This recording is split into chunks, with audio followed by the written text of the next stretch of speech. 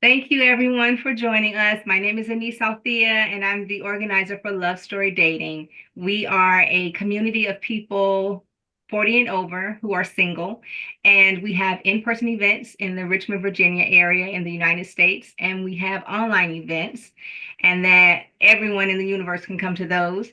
Some of them are dating events where we pair individually into individual Zoom rooms, and then some of them are conversations. Today, we are having a conversation, and we are so excited about having with us today a speaker, and her name is Cheryl Guidry, and she is a certified life coach and safe dating over 50 coach, a radio show host, and she's a dedicated women's health care nurse practitioner with over 35 years of diverse nursing experience.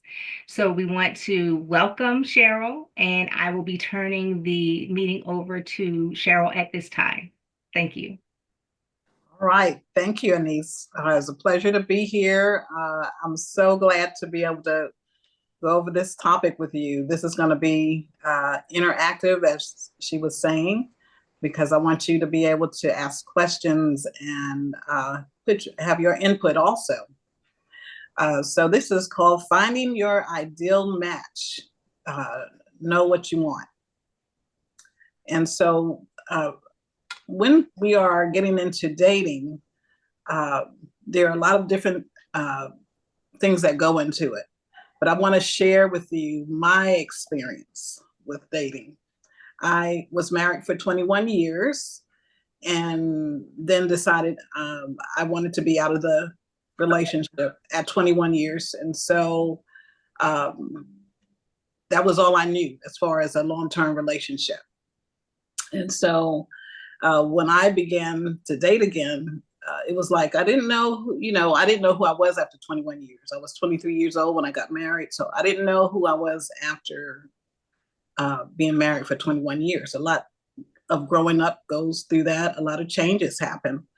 And so I took a couple of years to learn about myself and found out those things that I like to do. I didn't plan on getting married again, but if I did, I wanted to have those things in place so that I would know exactly what things were important to me in a relationship.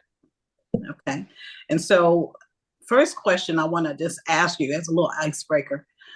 When you think about relationships, we think about values that you have. What is one value that you can think of off the top of your head that's the most important to you in a relationship?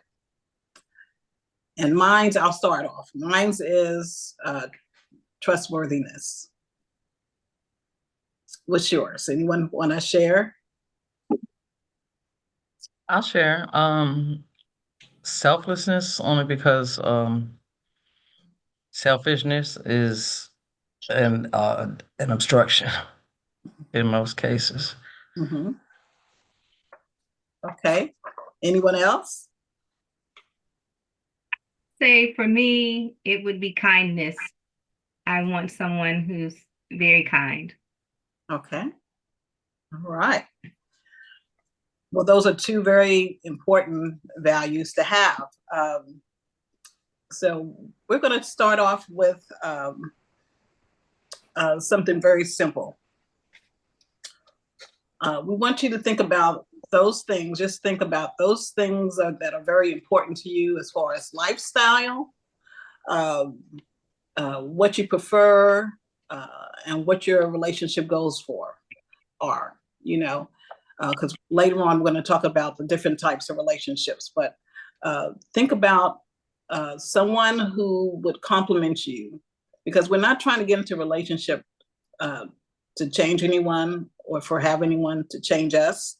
We get into a relationship to have a relationship where we complement each other, okay? And we have some of the same relationship goals, correct? Right. Okay, and so what are some non-negotiables? These are some things I want you to jot down if you have your pen and paper. What are some non-negotiable values that you live by?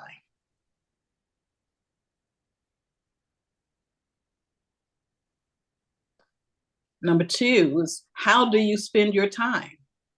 What kind of activities bring you joy and fulfillment? Because that's very important. If you get into a relationship with someone that doesn't have the same joy and fulfillment in the activities that you enjoy, such as for me is traveling. I love to travel and I love to dance. Those are two big things for me. So if you get in a relationship with someone who doesn't want to do any of those things, you're stuck like Chuck in a relationship and you end up traveling by yourself, like I did, or dancing, going out dancing with friends. So you have to think of those things that bring you joy. And another thing, number three is, are you looking for a long-term commitment, a companionship, or just a partner who's aligned with your career and personal goals? Because dating has changed over the last decade. It is not the same, as you probably already know. So take time to reflect on these answers that you have, and let's talk about them. Okay, so what are some non-negotiable values you live by? Something that if they have that characteristic, it's a no right off the bat. Well, for me, smoking. It's not a characteristic, but it is a habit. A habit, okay. And that is something that it's a no right off the bat for me. Okay. Someone else? Recently, I dated somebody that didn't enjoy his own children, and I was like, okay, I can't talk to you anymore because I have children. I don't understand it. I just don't understand it. Somebody that loves their family. If you don't, if you're not invested in your family, then there's no chance of us doing anything together. Mm-hmm. And a liar, I don't like anybody that lies either. Mm-hmm. If I peep the lie, it's a wrap. I agree with both of those. I agree with both of those. The honesty, I need that. And then especially with your children, you might be able to explain away how they feel with other family members that maybe you grew up with. There might be some type of trauma there, but with your own kids, I agree that's a telltale sign right there. Right. That's what we call a red flag. What else? Anyone else? Okay, so let's look at the second question, if no one else. How would you like to spend your time? What are some things or activities that you do right now that you thoroughly enjoy and you want someone to share in that same passion that you have?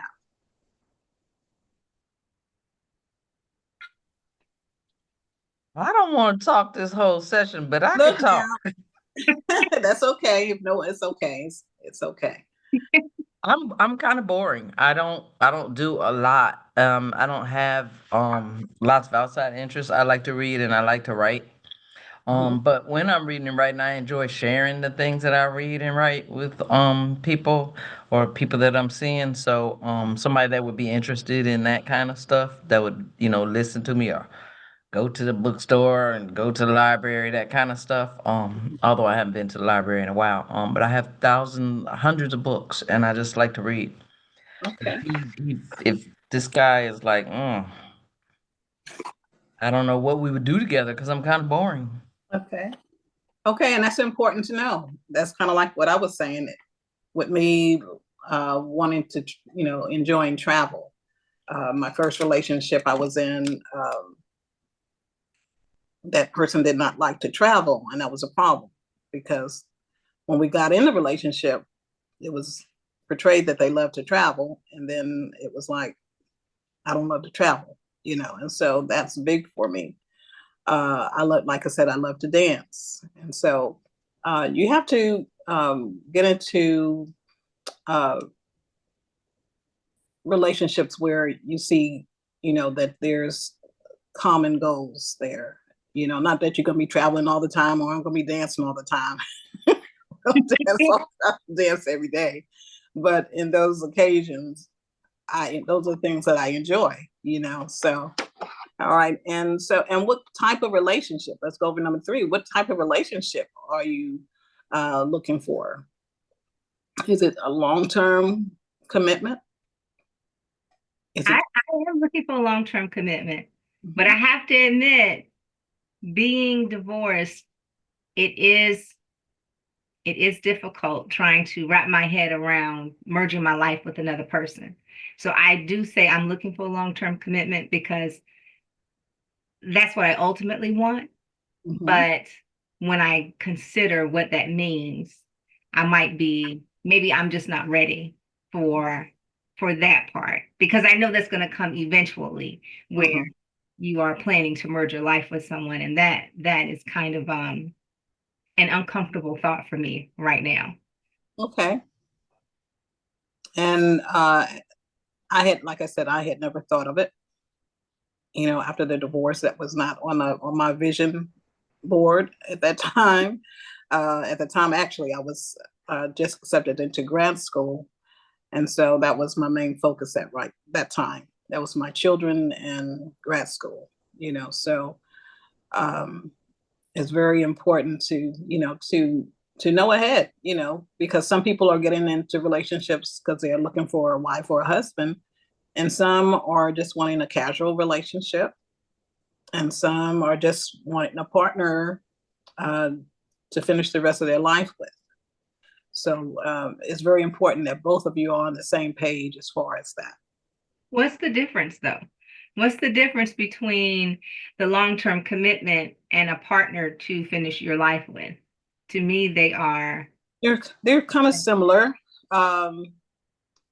Long-term partnership can be, you could live together. When I think of partnerships, I think about people that live together, but they never want to get married. Oh, okay. That's the difference. The commitment is the marriage, and then the long-term or the companionship partnership is more, not. Right. You may be in a living situation together, and that's more of what I'm seeing in a clinic with my patients. I kind of look at the patients that come through in my age group, and that's what I'm seeing more of. I don't see a lot of people getting married. They're just wanting long-term partnerships, so, and that's okay if that's what the goal of both of you is, a long-term partnership, especially when you get to the 65 plus age and you have your whole life, you have your financial things that you have built up at that time. And sometimes, a lot of people don't want to start over again. They rather just have a companion or a partner. Okay, let's talk about two things that you must have and your deal breakers. Think of these things as your filters. They're things that you absolutely need to have in this relationship, things that you can't accept. Okay, and I asked you that question a little earlier, but I'm leading to something else with this. Some things that you must have, because we have what we call negotiables and non-negotiables in a relationship. And so I think it was Anise, you said smoking was a non-negotiable for you. So what is a non-negotiable that you have that possibly could be something that's negotiable? Kids. It's not in the way that you think. Like, I'm okay with him having kids, but I would like someone who is open to more kids. But if I found someone who was not, it's something I could be flexible on. Okay. Anyone else? Even if you're not on camera, you can still unmute yourself if you want to join in. You don't have to be on camera to join in. Speak. Yes.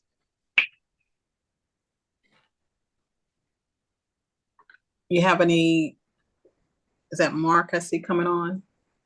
Yes, Mark is coming on. And Tonda just came off mute.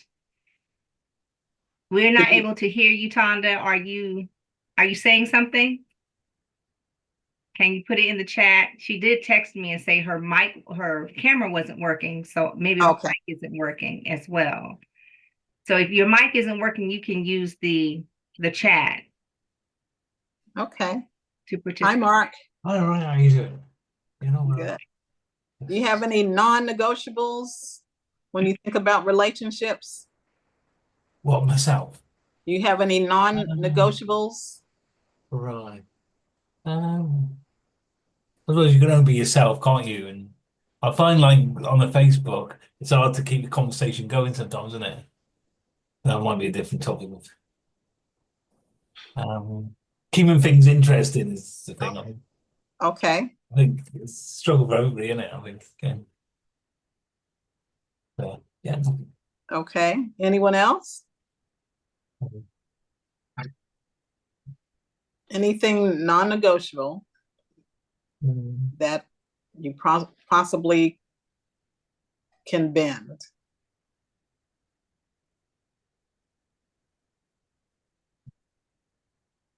I have Okay. another one. Huh? I have another one. Location. Location has been in my mind a non-negotiable. Mhm. They needed to be local or at least fairly local. But I could be convinced to move. It's possible. Okay. Okay. So that was not one of my non-negotiables, but I ended up moving from Texas to California, and I'm from New York. So I'm going from New York to Texas to now on the West Coast. You're everywhere. So I've learned to never say never, because you never know what life has in store. It's true. Okay. I'm sorry, I wonder if that's enough for me because I almost packed up everything and left for somebody, and moved my whole life. And then after a couple of different situations, I was like, man, I'm glad I didn't do that, but I was willing to do it. Because I thought he was a good guy and he turns out not to be so good, but just the fact that I was willing to move my entire life, leave my kids, my grandkids, and just thinking about if it's I think that was a negotiable, I guess, because I was willing to move. Mhm. But I'm glad I didn't. Mhm. And you brought up something there, your gut. A lot Yeah. of people don't listen to your intuition. Yeah. Your intuition, I can't tell you one time my intuition led me wrong if I listen to it. Right. Okay. So you have to, if something's telling you something is not right, you need to listen to it. And just, if there's any big moves getting ready to happen, any life changes coming that way, it's important to listen to what's happening and investigate a little further or date a little longer to find out if what your gut is trying to tell you is so. Tonda had something in the chat. Did you see that? Let's see, Tanja. She said, "Lying is out of the, I see it as a sign of manipulation." You're right. Mhm. You are right. Yeah, lying is a non-negotiable. For me. Yeah, because you never know what's truth and what's not. Right. Mm-hmm. Exactly. And can you all hear me? Yes, we can hear you now. Oh, great. Thank you. I switched to another device and now I'm trying to get the video to work. I live in a rural area and sometimes the Wi-Fi and stuff just does what it wants to do out here. But It's okay. Did you have something else to say? Yeah, it's just that, whenever I've attempted to be in a relationship, that's the first thing I ask the gentleman is to not lie to me, to be honest. Give me an opportunity to at least hear what's going on with you, hear what you're doing, and give me an option to say that I want to deal with it, or I'll try to deal with it, or I'm not going to deal with it. But don't lie to me, because then you make me feel like you think I'm stupid or something, you know? Yes. It seems like it's easier for them to just lie than to be honest. And at least if you tell me the truth, we may not be in a relationship, but I can think of you as a good person, or we can at least be friends. But Right. once Right. you lie to me, I have no respect for you, and it's just nothing. Yeah. Yeah.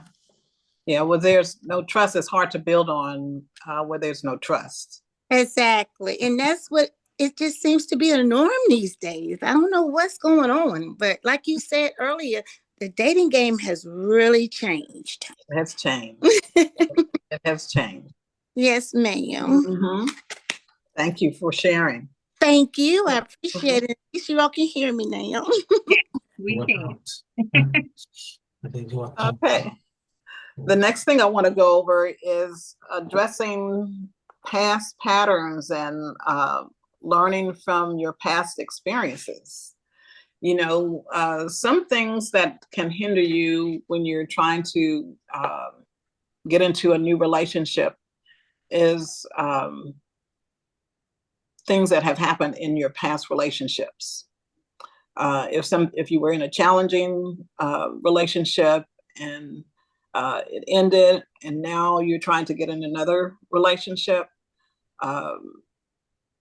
you have to kind of heal yourself from the previous challenge and go through what actually happened, what went right in that relationship, what went wrong in that relationship, what you tolerated that you won't tolerate again in a relationship, and where, you know, what was your role in the decline of the relationship, because there's always two sides to the story. And so many of us have patterns that when we get into a new relationship, we bring that baggage over to the new relationship, and it hinders us from moving forward in a new relationship. For some people, if they were in a relationship where it didn't completely go their way, they're a person that needs to have their needs met first all the time. And you get into a relationship where the partner, you know, you can't be first all the time, you know, or you experienced a pattern of choosing people that aren't emotionally available to you. Why is that? Why are you attracted to that kind of person? If that has happened several times, there's something to that. So what I did, just to share, and I encourage clients to do, is to journal when you're outside of a relationship and you're trying to get into a new one. You want to write down those things that were negatives in a past relationship. I want you to write down things that were positive in the last relationship and what failed in that relationship. If you don't revisit it, it will happen again. But how do you know it's your pattern and not? Because if it keeps happening over again, every time you get in a relationship, you start a relationship and it happens again, and it happens again. You keep picking people that are not emotionally available.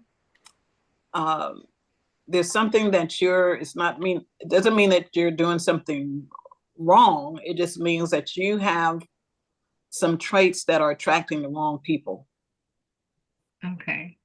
I might have to go, but thanks for good something. Okay, Mark. Bye, Mark. Right, okay, bro. I'll see you next time. Thanks for the chat. Okay. Bye, Mark. Bye-bye. Thank you. It just means that you have some traits in yourself that's attracting the same people. So, for example, I just went to a speed dating event, and I was talking to some of the people that were there at the end when they were just socializing a little bit.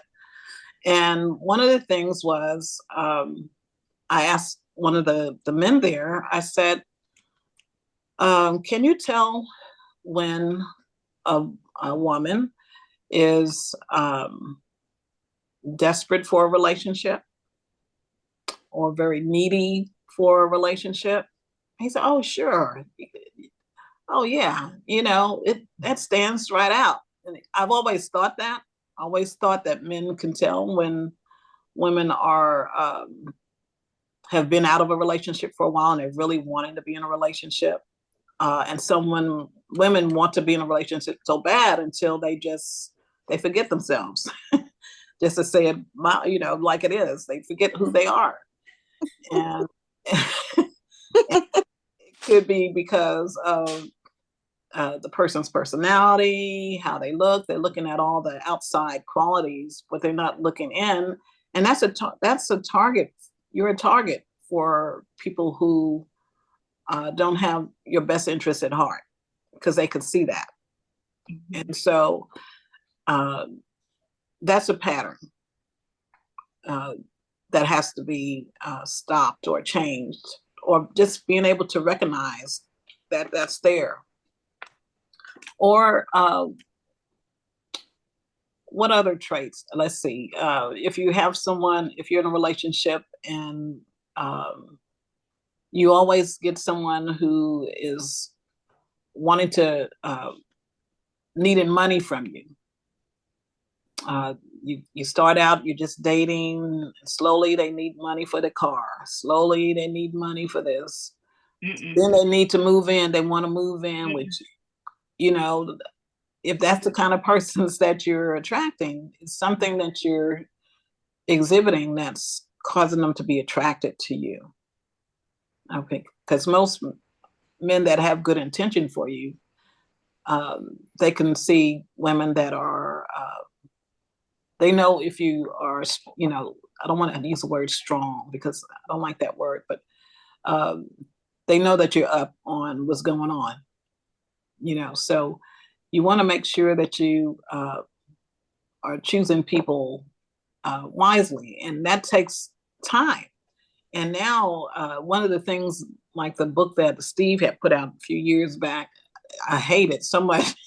I like the book, but I hated it because he had this 90-day rule. It's like you could live with someone for 20 years and not know every little secret, But he was saying in 90 days, you should know who a person is, and you don't always. And so one of the things is taking your time to get to know someone.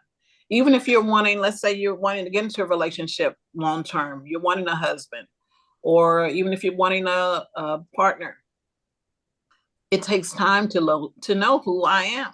You're not going to know me because at first what's going to happen? I'm going to put all my wonderful qualities up front for you to see. Okay. You will not see my other side or any negative qualities until you with me for a while. Exactly. And so that's why it's so important to take your time. And I know this is a 48 plus group. Another thing that is a problem is getting into an intimate relationship too quickly. I think that's when I had the problem with the 90-day rule, because especially as a women's health nurse practitioner, you have to take your time because women, once we're emotional. And so once we get into a relationship and we become intimate, then all the red flags we see later on, it's like, oh, well, he does this, but. Yes, ma'am. Yes, ma'am. Or I hate that he does that, but he's good in bed, Oh, yes. Okay, so then you're more apt to stay there and deal with what you shouldn't be dealing with. If you have that on your non-negotiables, it should be non-negotiables. And it doesn't have to be anything, well, this is on my non-negotiable list, and we can no longer be you don't have to say all that. You can be friends, and this is not, I'm just not feeling this relationship right now. However you want to say it, in a kind way. You know, you don't have to, they don't have to know that that's how you're feeling, but you need to know. And to do that, you have to not be connected in that way. Right. You know, and so many times, I'm telling you, so many times people get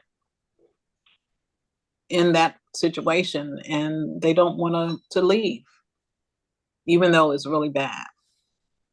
Cheryl, can I ask, did the gentleman at the speed dating place tell you how he knows that she's desperate so quickly? Like, how do you know? Did he say like I can know in 10 minutes, or I can know in like, did Because he tell you what?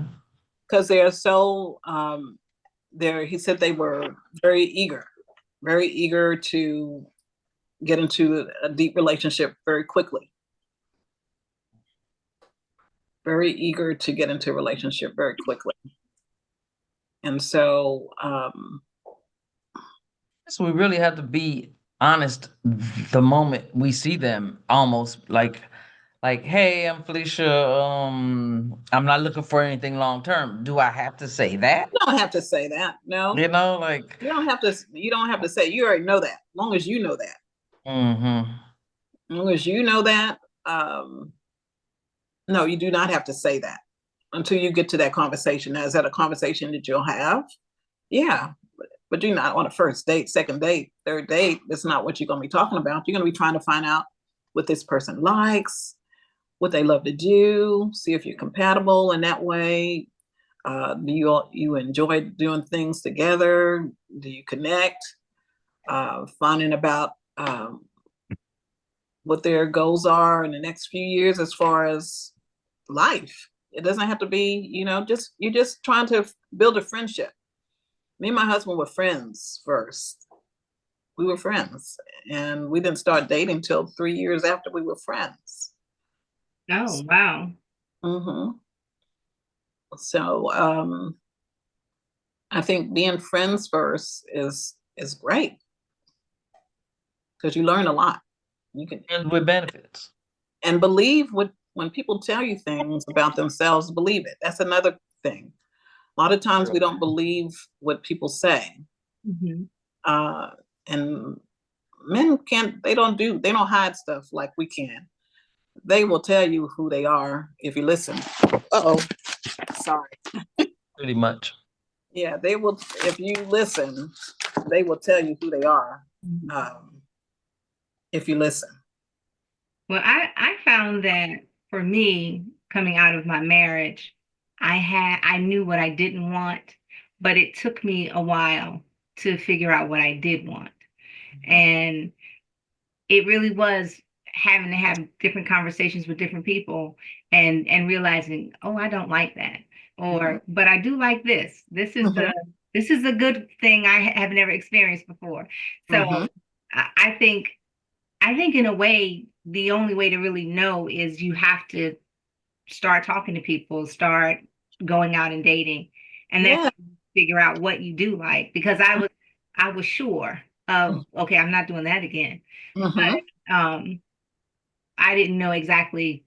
I mean, obviously some basic things, I didn't want certain things I knew I didn't want, and then certain things I knew I did want. But I found over the last few years, the more conversations I have with different people, the more I say, okay, I think I have a better idea of what I actually want. And sometimes it takes that.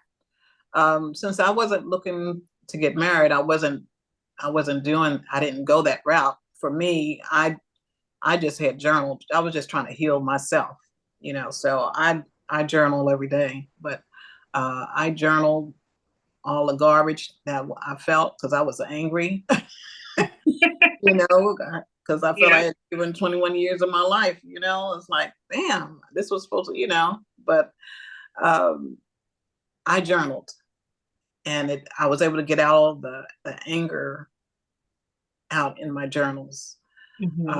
And then once I got through the anger, I started doing the things that I used to love to do, in between studying, got with a girlfriend, and we started going out to learning swing out dancing as a two-step dance that they do that I had always wanted to do. And so we started going out the days that I was, the nights I was home on Tuesday nights, and say, oh, okay, this is what I love to do, you know, and start exercising again, like I was used to do, because I was used to exercising a lot, and start doing that again. And slowly I started feeling like myself again, like how I remember me being, you know, because we get older, but you don't change. I mean, your personality is not going to change. You're going to still love the things you love. You know, we get more mature. I don't have to stay out and party all night long, but anymore, like I did when I was a youngster in college. But I still love to do fun things that includes that too, you know. So all that to say, it takes time, again, to learn people's personality, to learn what you want and what you don't want. And so it may take getting out and meeting different people, doing like what Anise is doing, having her events, and just getting out, going places where there's single people, meeting different people, not with the goal of getting married, but just getting in the habit of being around different men again, and seeing which ones have qualities that you enjoy, you know. And when you least expect it, you'll find that person. It's what just crossed my mind, Cheryl, because I'm in a county that there's not many, that I haven't been able to see many eligible Black men. Okay, so to go anywhere, I have to travel into the district or travel to Richmond, and then I got to get a hotel, and then I mean, it's a long trip if it's late at night, and so on and so forth. So dating online, like you mentioned earlier, you get a person's representative, they're gonna show you their best online and on the phone, but then when you see them or you face to face, it's like, oh my gosh. So how do I get? I guess my question is, where do I go to meet these guys or these men? Because there's nothing here. Okay. Where do you live again? Where are I'm you? in Fredericksburg, Virginia. Virginia. Okay. So is that a non-negotiable for you, dating outside of your race? Yes. Okay. So you would have to go with the brothers are. Yeah. And in the district of Richmond. Right. And that's okay. I have events all the time in Richmond. And I think that's exactly, yeah, I have to start doing that, because I know I find there's nothing in this area, but I really want to meet people. I really want to meet more people, more men, you know, and there's nothing in this area. So now it's like, okay, I guess I got to get in my car and drive 1,000 miles. Let's take a weekend. Take a weekend. I don't want to take over your event, Cheryl, but I would say one thing about that is I think it helps to have a different mindset on it. And instead of thinking of it as the drudgery of traveling that far, like Cheryl said, if you make it a weekend and think about it as the fun and the adventure, and that's what I say about what we're doing in this group, this community, is to think about it as we're in it for the adventure and the experience and the fun. We're not waiting for love or looking for love. We are explorers. And if you view it that way, your attitude about having to travel will immediately change. And then it doesn't bother you that you took a trip into Richmond to explore Richmond, or took a trip to DC to explore DC. And then you are so much more open that the men you do meet, that's the version of you that they meet, this open and excited version of Felicia. And that's who you want them to see. It's that because that's who you are. Right. It makes so much sense. I just have to get there. I gotta just do it. Yeah. And it's the excitement. It's you in it because it's exciting for you. And then they will be drawn to all that glow you have, because you have that glow. Yeah, it's a good idea. And they have single cruises. I don't know if you cruise, but they have single cruises. They have women's groups that travel, that do wellness retreats for singles. There's all kinds of things if you want to, meet other people. I was actually online looking when I found this event. And I was like, I got to find something exciting to do. So when I saw this event, I was like, oh, wow. Okay, let me just get online and see if people are feeling the same way I'm feeling, Absolutely. or looking for. If I project, this is Tonda again. I went to the event last weekend that a niece had at the museum. And honestly, just meeting the other ladies and the one gentleman that was there, it was a game changer for me. Even after everyone else left, Denise, you don't know this, but the gentleman that was with us, we actually had a glass of wine. Now, okay. I had to leave to get my baby. But, it was just, and I actually felt like I was on a date. I felt like I was on a date. We had a very good conversation. And again, if it was nothing but having someone to talk to, having a glass of wine, enjoying myself. But I can assure you that this week has been a beautiful week for me, because that one event that I went to gave me a renewal. Maybe it energized me to say, okay, I can do this, because I was terrified. I'm a 2-time divorcee, ladies and gentlemen, if it's a gentleman on here. I had 2 long-term relationships that were hideous. So to get back on the horse again, so to speak, and try it again was hard, but I owe it to myself. I'm a good person. I have a lot of love to give, and I know I have a lot of love to receive that's out there somewhere. So that event was wonderful, and it won't be my last time. But I say that to you, Felicia, to say, just get back out there. We got to do this. We can do this. We owe it to ourselves. No one is created to be alone. And even if you don't find anything but a good friend out of the deal, it's worth it. So and Tonda's not on camera, but she is absolutely gorgeous. Oh, thank you. Absolutely gorgeous. And there's your testimony. I've had some nightmare dates. What'd you say, Cheryl? I said, that's your testimony. Yes, it is. From my event. We had a fantastic time. We did. And we went to the VMFA, the Virginia Museum of Fine Arts. So, you'll find people that are into going to the museum, that are into stuff like that. You that's the only way that you're going to find people that are doing the things that you do, is to do the things that you do. Right.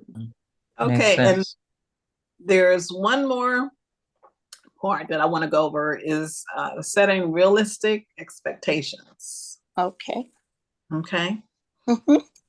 We say, it's great to know what you want, but sometimes we have visions that may not be realistic.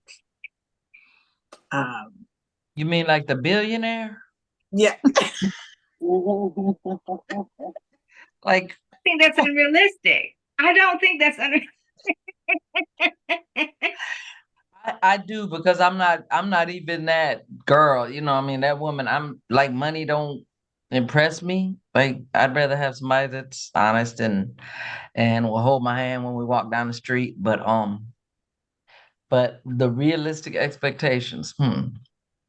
Yeah, you have to. I think I find it, and then he looks like, when I meet him in person, he's a jack behind, and he's obnoxious, and he does things that annoy me, and yeah, I don't know. Well, when I did a challenge, and I asked young ladies to write a list, because this is what I did. I did a list. I said I wasn't getting married again, but if I ever did, this was the list. That list was so long.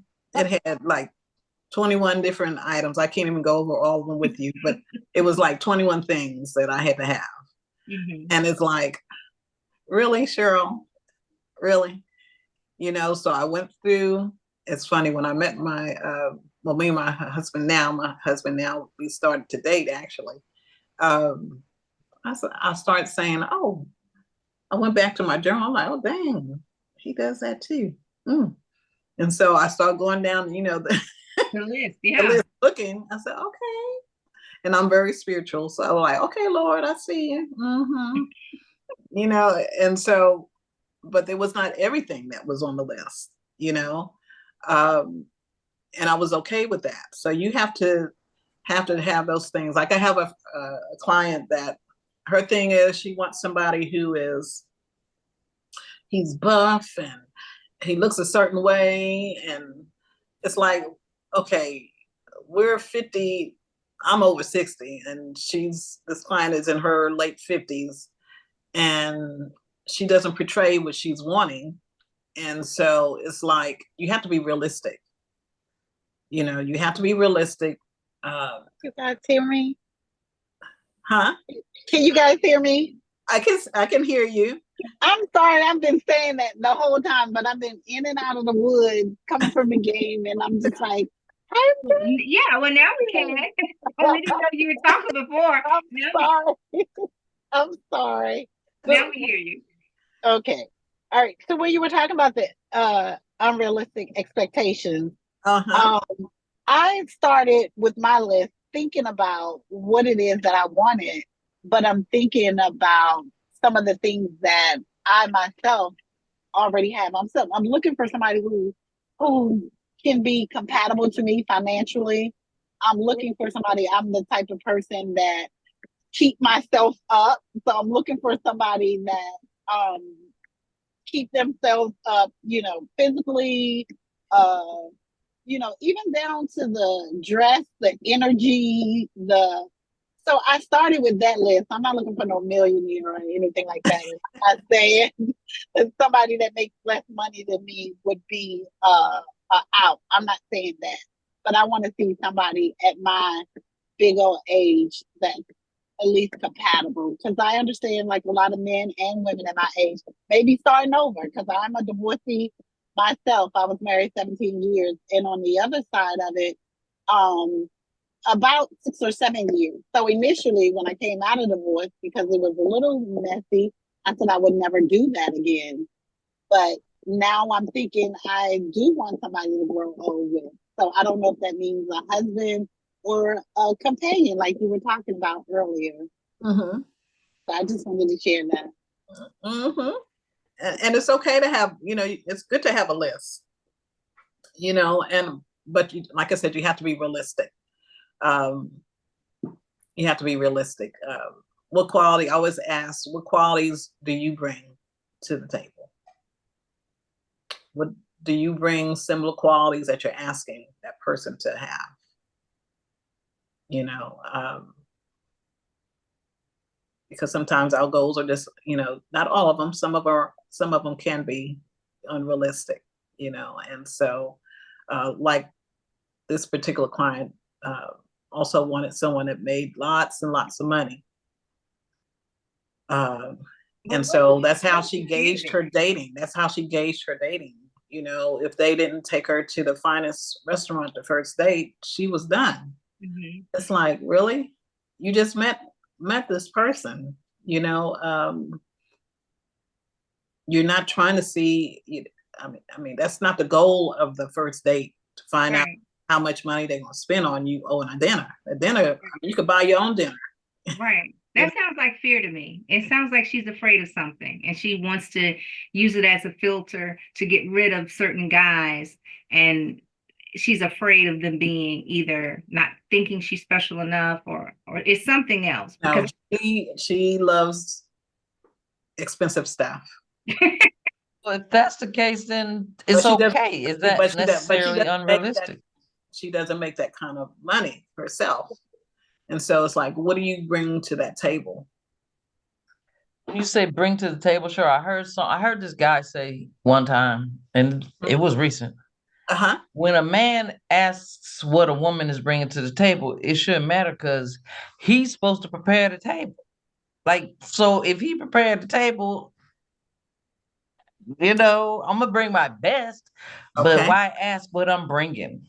Well, they're not going to ask you that. They don't. Well, usually they don't ask you that.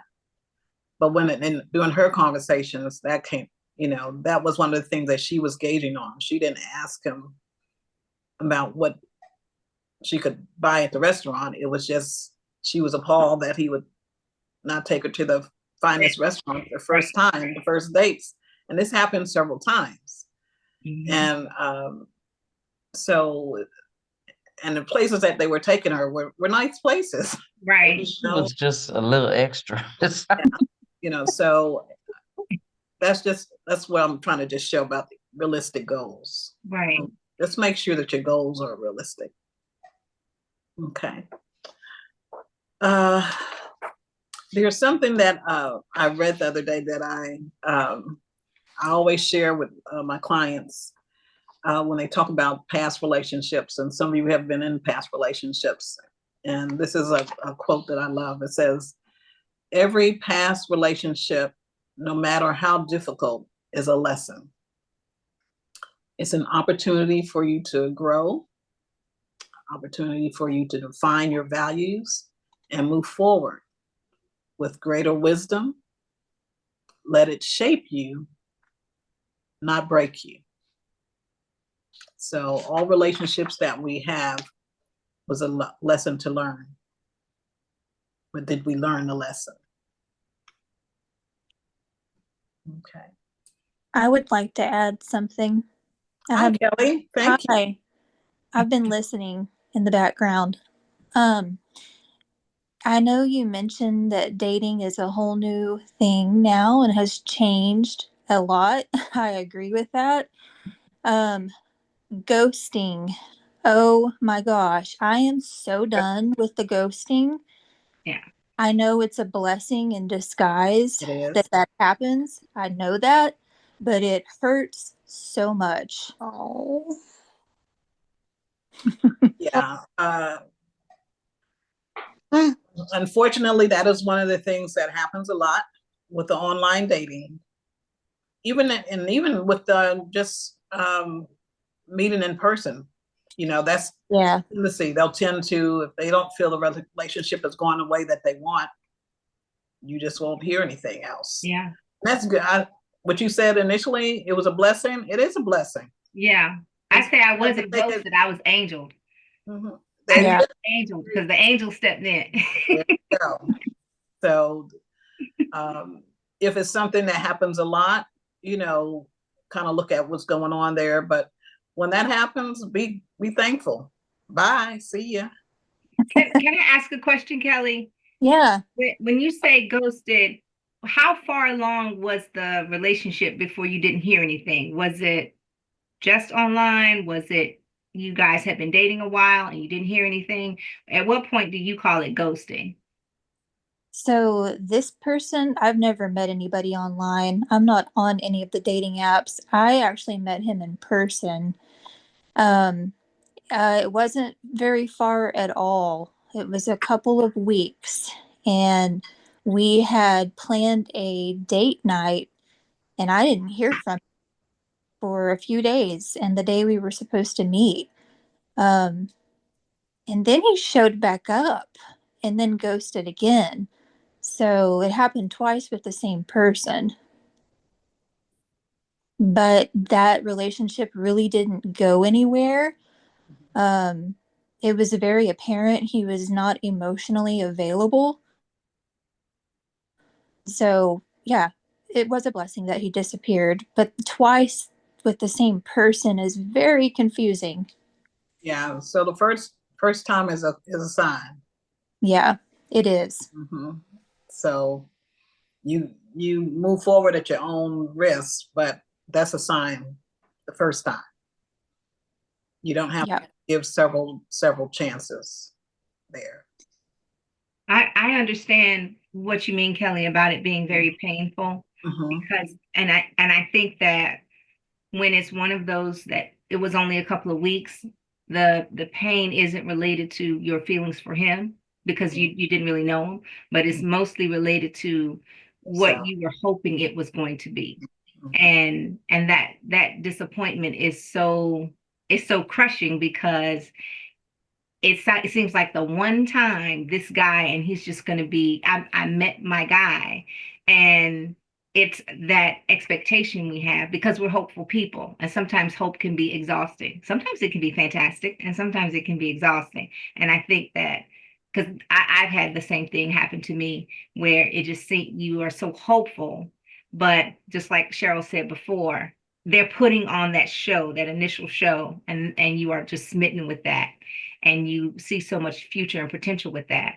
And so what I usually do is I just try to think about their being drawn to someone else and that I was not rejected. I say it wasn't a rejection because it wasn't a credit application or a country club membership. That's rejection.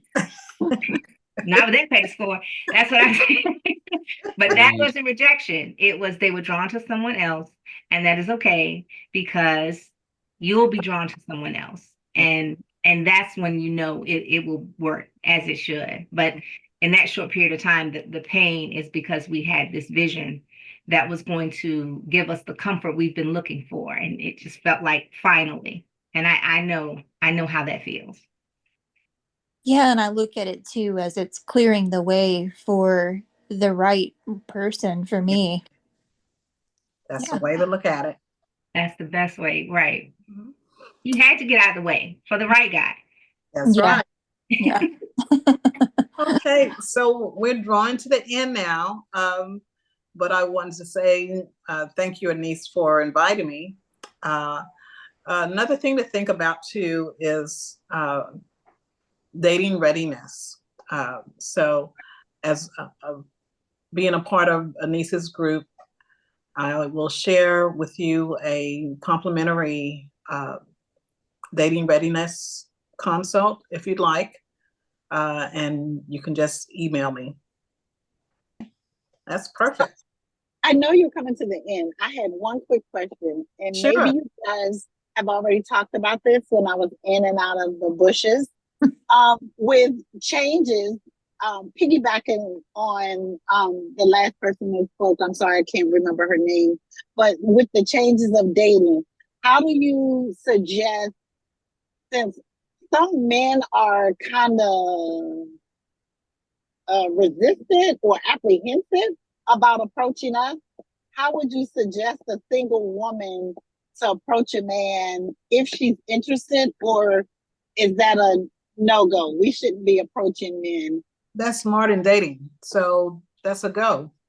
Okay. You can approach them. Yeah, Okay. Traditional dating is where we waited for them to approach us. Now women can approach men also. Some traditional women have a problem with that. I'm not approaching them.